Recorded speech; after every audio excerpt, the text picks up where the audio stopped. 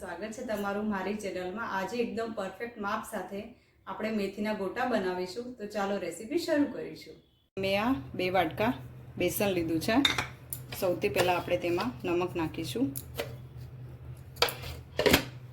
હવે આપણે તેમાં જે કાળા મરીનો પાવડર છે એ થોડો નાખીશું। ધનિયા પાવડર નાખીશું। लाल मरचું ઓછું નાખવાનું છે, લીલા મરચાં નાખીશું વધારે એટલા માટે, અને હળદર નાખીશું। 5 લીલા મરચાં લીધા છે, આ થોડા આખા ધાણા લીધા છે, અને આ લીલું લસણ લીધું છે। હવે આપણે તેને પીસી દઈશું। તો મેં આ કઢાઈ મૂકી છે। હવે તેમાં આપણે તેલ નાખીશું અને તેલને ગરમ થવા દઈશું બરાબર।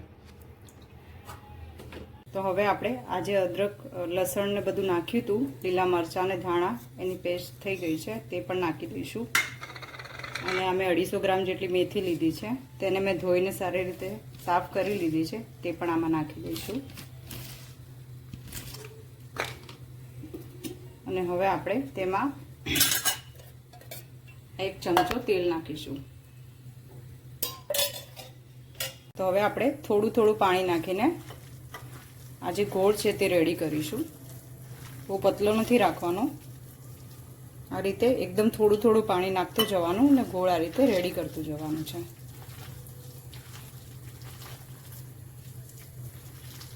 તો હવે આપણું આ જે ગોટાનું જે બેટર છે એ બનીને એકદમ તૈયાર છે, એને આવું થીક જ રાખવાનું છે।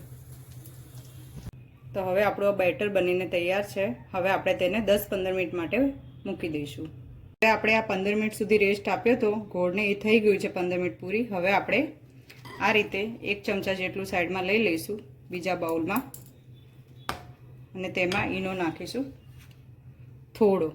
આ રીતે બધામાં ઈનો નથી નાખવાનો, જેટલા આપણે બનાવવાના હોય એટલા થોડો થોડો ગોળમાં ઈનો નાખતું જવાનું છે અને ગોટા કરતું જવાનું છે। તો એને આ રીતે મિક્સ કરી લઈશું, બરાબર હલાવી લઈશું। હવે આપણું તેલ એકદમ ગરમ થઈ ગયું છે। હવે આપણે તેમાં આ રીતે હાથેથી થોડું થોડું કરીને આ રીતે નાખતા જઈશું, અને ગેસ એકદમ સ્લો રાખવાનો છે।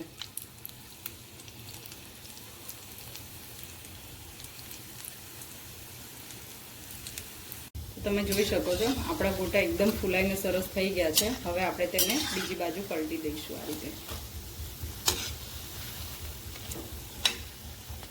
તો હવે આપણા ગોટા એકદમ તળાઈ ગયા છે, અને આપણે આ રીતે એક પ્લેટમાં લઈ લઈશું।